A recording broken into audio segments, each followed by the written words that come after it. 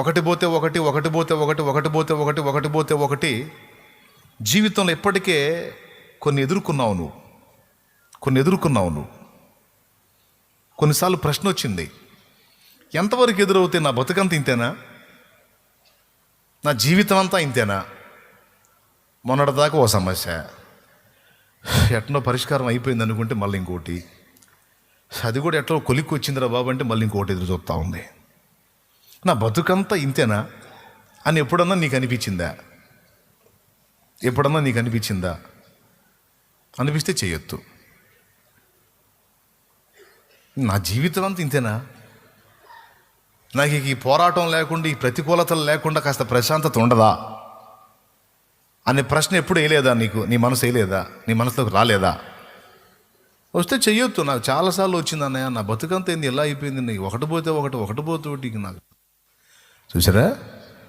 Right, అందరికీ అదే. ఎందుకలా? దేవుని వాక్యం చెబుతుంది, దేవుడే అలా ఏర్పాటు చేశాడట. దేవునికి స్తోత్రం కలుగును గాక. దేవుడే అలా ఏర్పాటు చేశాడట. అది వాక్య సత్యం.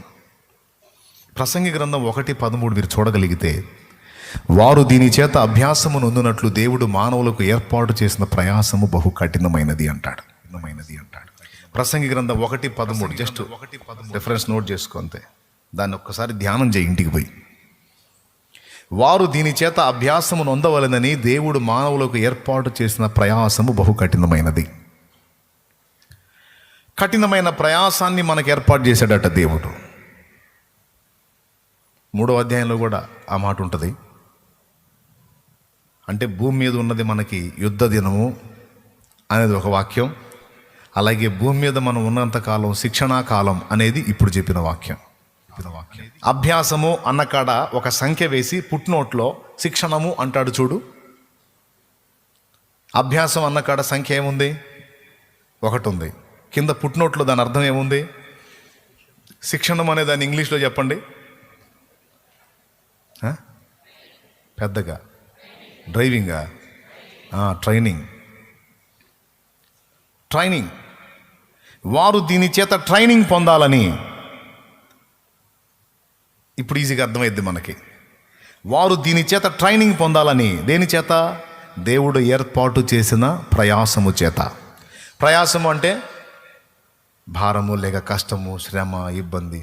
చాలా ప్రయాసతో వచ్చాను అంటే చాలా కష్టపడి వచ్చాను, ఇబ్బంది పడుతూ వచ్చాను, శ్రమ పడి వచ్చాను. ప్రయాస, శ్రమ, కష్టము, భారము, ఇబ్బంది మొదలైన పర్యాయ పదాలకు. అంటే ఈ లింక్ అంతా కూడా దేవుడే ఏర్పాటు చేశాడనమాట. వారు దీని చేత అభ్యాసము అనగా ట్రైనింగ్ పొందాలని దేవుడు మానవులకు ఏర్పాటు చేసిన ప్రయాసము బహు కఠినమైనది అన్నాడు. సుఖవంతమైనది, విలాసవంతమైనది, ప్రశాంతమైనది అని చెప్పలా, కఠినమైనది అన్నాడు. అంటే కఠినమైన ట్రైనింగ్ ఇక్కడ ఇవ్వబడుతుంది.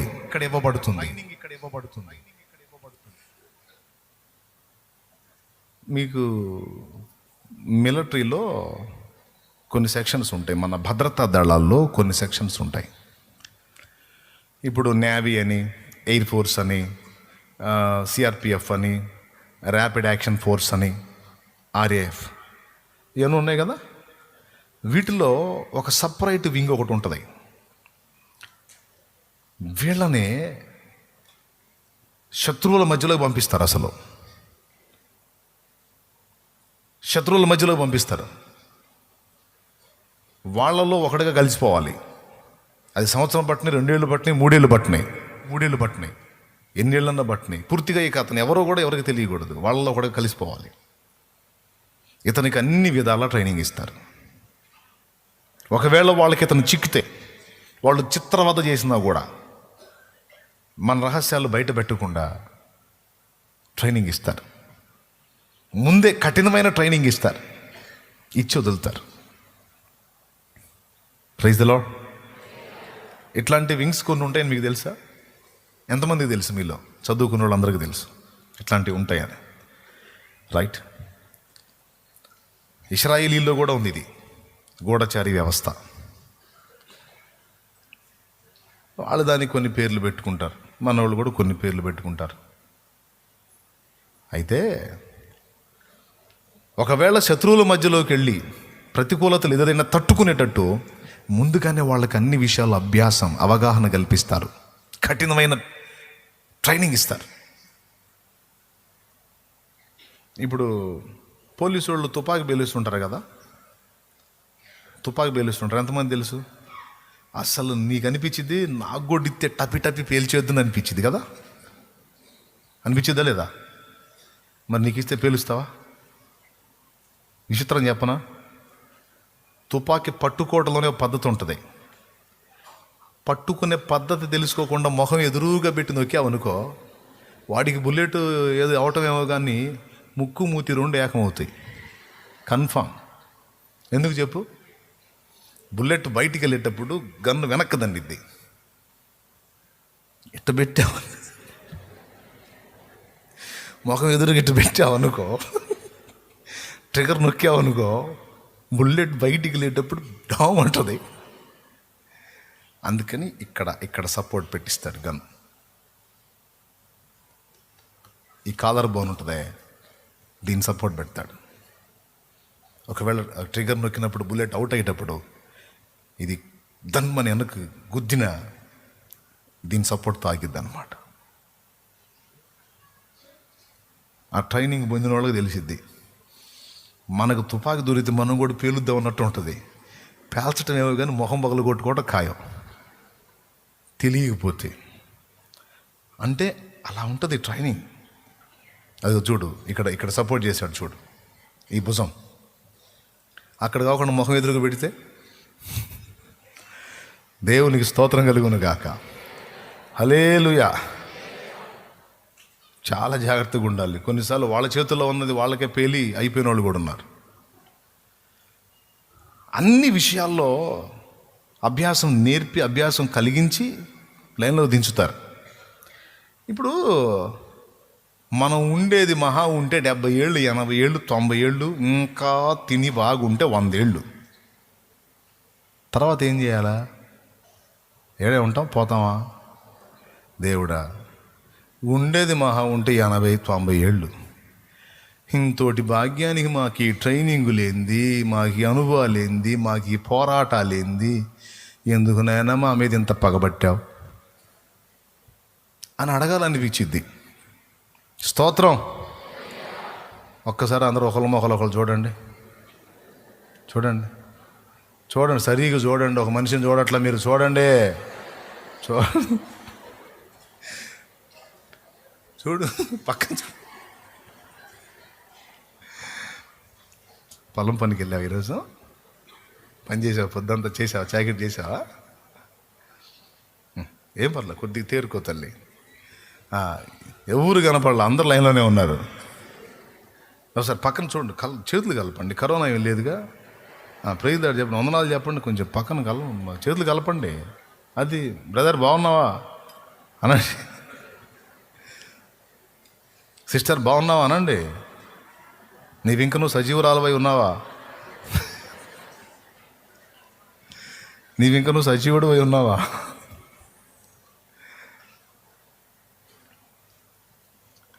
మనం దేవుణ్ణి అడుగుదాం, దేవా ఏడుండేది అయ్యా, ఎంత దారుణనైనా మా బతుకు.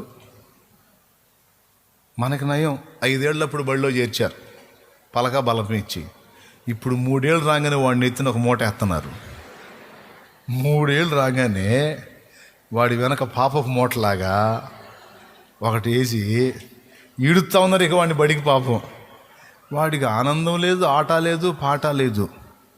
పాప వాడికి మాటలు కూడా సరిగా రాట్లా, తా అంటున్నాడు. వాడిని తీసుకెళ్ళి బడిలో వేసి మొదలు పెడుతున్నారు వాడికి పోరాటం. అంటే వాడికంటూ ఇక ఏదన్నా ఉంది ఆనందం అంటే 3 ఏళ్లే. ఈ 3 ఏళ్లలో కూడా ఒకడు గడుగ్గా చురుగ్గా ఉంటాడు. 2:30లోనే వాడికి చురుకుతనం, తొందరగా మాట్లాడుతూ హడావడి చేస్తుంటాడు. వాడికి మరి 2:30కి మొదలు పెడతారు. స్తోత్రం. 3 వచ్చిందంటే చాలు, అబ్బో అసలు వీడి మాట వింటల్లా. మరి వాడిని మొయ్యలేక అప్పచెబుతున్నారో ఏమో నాకు అర్థం కాదు, ఈ పొడి పడలేక అప్పచెబుతున్నారో ఏమో అర్థం కాదు. కానీ నేనైతే పిల్లల్ని చూసి జాలి పడతా. మా అమ్మే నయం, 5 ఏళ్లకు చేర్చింది బడిలోకి. స్తోత్రం. అప్పుడు పెద్ద రూపాయి బిళ్ళలో ఓ పెద్ద రూపాయి బిళ్ళ ఇచ్చి పలకితే కూర్చున్నా నేను అక్కడ. రూపాయి బిళ్ళ అంటే మస్తు సరుకు. పెద్ద రూపాయి బిళ్ళ ఉంటుంది పెద్దది, 3 సింహాల బొమ్మ వేసి అది ఇచ్చింది. ఫుల్ క్యాష్ రా అనుకున్నా. కూర్చున్నానా అంది. కూర్చున్నా. టీచర్ ఇటు నుంచి రాసేస్తుంటే నేను ఇటు నుంచి రాస్తున్నా. పట్టుకొని పలక తీసుకొని బాధింది.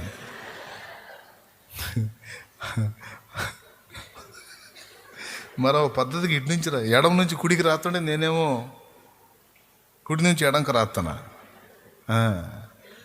అట్ట పని చేసింది బ్రెయిన్. అప్పుడు ఏం చేసింది, చెప్పి చెప్పి సాలిపోయి పలక తీసుకొని బాధటం, మళ్ళీ వైనంగా రాసేయటం.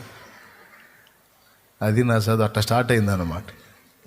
దేవునికి స్తోత్రం. అలా నాకు అనిపించింది, ఎందుకు నాకు హింస, నేను చేసిన పాపమేంది. నాకు అసలు ఈ బడి లేకపోతే పోయిద్ది కదా. చూడండి, ఆ వయసుకి పాపం పసిబిడ్డలు అక్కడి నుంచి వాళ్ళు ఉద్యోగం సాధించిందాకా హింసేనా? చెప్పండి చెప్పండి, హింసేనా? ఎక్కడండి మనిషికి ప్రశాంతత? సరే, కష్టపడి ఉద్యోగం సాధించాడు అనుకుంటే ఇక ఉద్యోగంలో మళ్ళీ తోమటం మొదలు పెడతారు. ఎంత సౌండ్ ఇస్తే అంత సౌండ్ మోగుతుంటుంది వీళ్ళకి.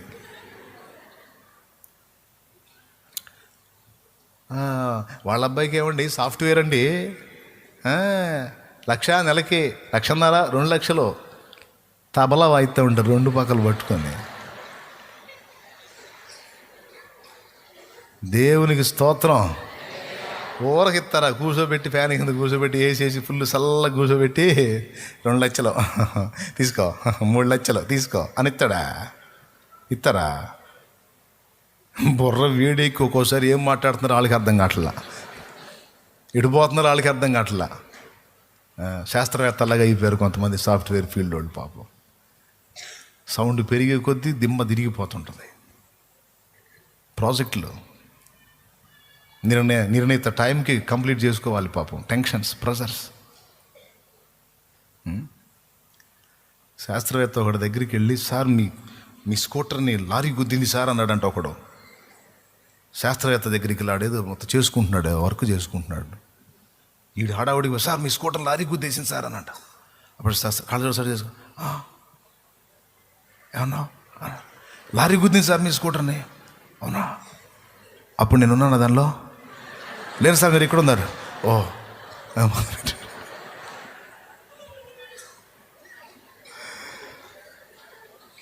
దేవునికి స్తోత్రం. అంటే ఎట్టుందో చూడండి మైండ్. నేను లేను కదా, మీరు లేరు సార్, ఇక్కడ ఉన్నారు, okay you can go. Job, పెద్ద జాబ్ వచ్చింది, అంత జాబ్ వచ్చింది, ఎంత జాబ్ వచ్చింది అంటే ప్రశాంతంగా ఉంచుకొని డబ్బులు ఇస్తారండి. ఎంత ఇస్తారో అంత తీయజ్ వస్తారు కదా. స్తోత్రం. 600 కూలి ఇచ్చేవాడే పొద్దున్న నుంచి సాయంత్రం దాకా, ఏమయ్యా నిలబడి చూస్తా తీయే, ఎవరు బలేవండి తెచ్చారా? తీస్తున్నానండి, తీస్తున్నాను. 600 ఇస్తే 600కి ఆ మనిషి కాస్త నిలబడితే చాలు, పోయి ఇంటి ఆయన పోయి ఇంకొక ఆయన అంటాడు, ఎవడు ఉసురు మొహం తీసుకొచ్చారా? నిలబడ్డ కాడే ఉంటున్నాడు, వంగిన కాడే ఉంటున్నాడు, చేయట్లేదు. 600 ఇచ్చేవాడు అంతంతో అవుతుంటే శాపం తోయినట్టు, లక్షలు ఇచ్చేవాడు వరకు వదిలిపెడతాడా? ఎంతమందికి అర్థమైందండి? ఎంత కష్టపడితే, ఎంత త్యాగం చేస్తే, ఎంత మానసిక ఒత్తిడిని భరిస్తే. సబ్జెక్ట్ నేర్చుకున్నదాకా కష్టం, సబ్జెక్ట్ నేర్చుకున్న తర్వాత దాన్ని మళ్ళా వాడకంలోకి తీసుకొచ్చిందాకా కష్టం. ఎప్పటికీ ముగింపు? ఎప్పటికీ? సరే, ఏదో సాధించారు, ఏదో ఒక ఫీల్డ్ ఎంచుకున్నారు, ఏదో ఉద్యోగం వచ్చింది, ఏదో తిప్పలబడి వెళ్తున్నారంటే ఇంట్లో ఊరుకుంటారా? ఇక అమ్మాయికి పెళ్లి చేయాల్సిందే అంటారు, అబ్బాయికి పెళ్లి చేయాల్సిందే అంటారు. సరే చేసుకున్నాక చదువు అయిపోయింది, ఉద్యోగం అయిపోయింది, నీకు ఇప్పుడు సంసార బాధ్యత పెరిగింది. సంవత్సరం అయ్యేటప్పటికి ఒకడు, 2 ఏళ్ళు అయ్యేటప్పటికో ఇద్దరో, లేకపోతే 3 ఏళ్ళకు ఇద్దరో, లేకపోతే ఏదో. మరి దేవుడు కడుపు పండిస్తాడు కదా. పిల్లల లైన్లోకి వచ్చిన తర్వాత డిఫరెంట్ పోరాటం స్టార్ట్ అయింది. చదువు, భార్య, భర్త, పిల్లలు, ఇల్లు, కుటుంబం.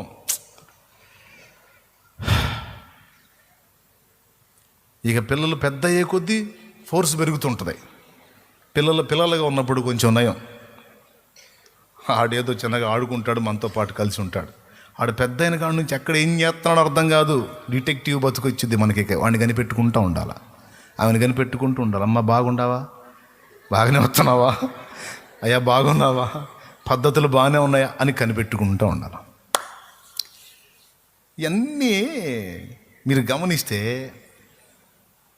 చివరికి ఇంత కష్టపడి పెంచి పెద్ద చేసి మళ్ళీ వాళ్ళ పెళ్ళిళ్ళని, వాళ్ళ చదువులని, వాళ్ళ ఉద్యోగాలని అంత అయిపోయి చివరికి క్లైమాక్స్కి రోగశయ్య మీద రోగాలతో పోరాటం. నాకు అర్థం కాదు, ఎక్కడండి మనిషికి ప్రశాంతత? కరెక్టే బ్రదర్, నువ్వు చెప్పిందాక మాకు అర్థం కాలేదు, కానీ నిజమని ఎంతమంది ఒప్పుకుంటారు? నేను చెప్పిందా కాదా మనిషి బతుకు? ఇందులో ఈ 10 సంవత్సరాలు మనకి ఏ పీడ లేకుండా ప్రశాంతంగా ఉన్నాం అన్న 10 ఏళ్ళు ఒకటి చెప్పండి నాకు. కొత్తగా మ్యారేజ్ చేసుకుంటారా? ఆయన ఎక్కడ ఫీల్ అవుతాడో అని ఏం అల్లాడిపోతుంటుంది. ఆయనకి ఏం నొప్పి తగలకుండా చూసుకోవాలని, ఆమెకేం కుదవయిద్దు అని ఆయన ఫీల్ అవుతుంటాడు. బతుకంతా పోరాటమే. అందులోనే అల్ప ఆనందం, అల్ప సంతోషం పొందుకుంటా అందరి ముందు ఇగిలిచ్చుకుంటా తిరుగుతున్నాం. నువ్వే అట్టుండా, నేను బాగానే ఉండా అనుకుంటా. అందరి బతుకు తేలుగుట్టిన దొంగలే,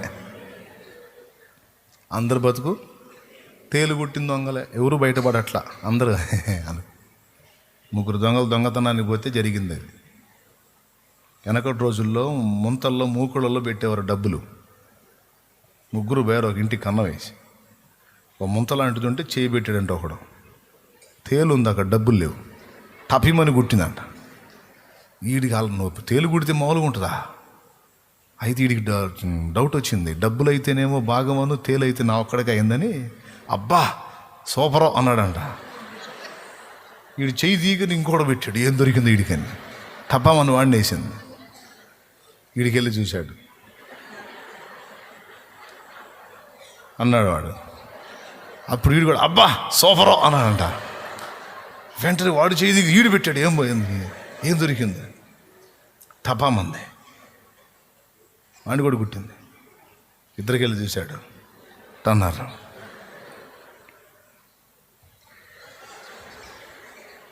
అప్పుడు చిన్నగా పెద్దగా అరిస్తే జనం కొడతారు కదా, లేచి ఇంట్లో వాళ్ళు లేచి కొడతారు కదా. అందుకని డబ్బులు వస్తే భాగం, తేలుగుట్టిన భాగమే. దేవునికి మహిమ అని నొప్పులకి ఇదిచ్చుకుంటూ పోయారు. ఈరోజు సగటు మానవుడు ఎవరినన్నా చూడు ఇదే సోప. ఎవరి కోళ్ళు జస్ట్ అట్లా నవ్వుని పెదాల మీద అట్లా చూపించుకుంటూ తిరుగుతున్నారు, కానీ ఎవరి సోప వాళ్ళకు ఉంది. ప్రధాని దగ్గర నుంచి కూలివాడి వరకు అంతా క్లోజప్ యాడ్ ఇచ్చుకుంటూ తిరుగుతున్నారు, కానీ లోపల గుల్ల అయిపోతున్నారు. స్తోత్రం. అవునా? అసలు ఇంత తోముడు, ఇంత భారం, ఇంత ప్రయాస ఎందుకు?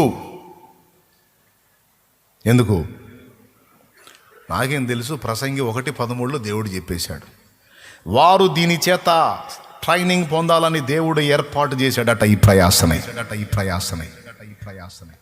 పుట్టింది 3 ఏళ్ల దగ్గర నుంచి చచ్చిందాకా, 3 ఏళ్ల దగ్గర నుంచి ఇప్పటి కాలంలో అయితే, మన చిన్నప్పుడైతే 5 ఏళ్ల దగ్గర నుంచి, ఎన్నేళ్ళు, 5 ఏళ్ల దగ్గర నుంచి చచ్చిందాకా ఈ పోరాటం నిరంతరాయంగా నడుస్తూనే ఉంది. ఎందుకు? ఈ అనుభవాలు దేనికి? ఈ ప్రయాస దేనికి? ఈ కష్టాలు దేనికి? ఈ నలుగుడు దేనికి? ఈ హృదయ వేదన దేనికి? ఈ శ్రమ దేనికి? ఈ ఇబ్బందులు దేనికి అంటే దేవుడు అంటున్నాడు, ఒక పెద్ద పనుందిరా మీతో అంటున్నాడు ఆయన. ఒక పెద్ద పనుంది మీతో, బృహత్తర కార్యం ఉంది, చాలా ఉత్తమమైన పనుంది మీతో. దానికోసం స్పెషల్గా మిమ్మల్ని తయారు చేశాను నేను అంటున్నాను. నా స్వరూపమందు నా పోలిక చొప్పున కావాలని నేను మిమ్మల్ని స్పెషల్గా రెడీ చేశాను అంటున్నాడు. దేవదూతలకు లేదు ఈ భాగ్యం, కెరూబులు, శరాపులు, దూతలు, మహాదూతలకు లేదు ఈ భాగ్యం. మీకు మాత్రమే ఇవ్వబడింది అంటున్నాడు ఆయన. ప్రయాసము మీకు ఇవ్వబడింది, ప్రతిఫలము కూడా మీకే అన్నాడు. ఎవ్వరికి, ఏ దూతల లోకంలో ఏ దూతలకి, కెరూబులకి, శరాపులకి, మహాదూతలకి, సాధారణ దూతలకి ఎవ్వరికి లేని ప్రయాస భూలోకంలో మీకు ఇవ్వబడింది. ఈ ప్రయాస ఇవ్వబడ్డట్టుగానే రేపు నిత్యత్వం అంతటిలో కూడా మీకు అగ్రస్థానం ఇవ్వబడుతుంది.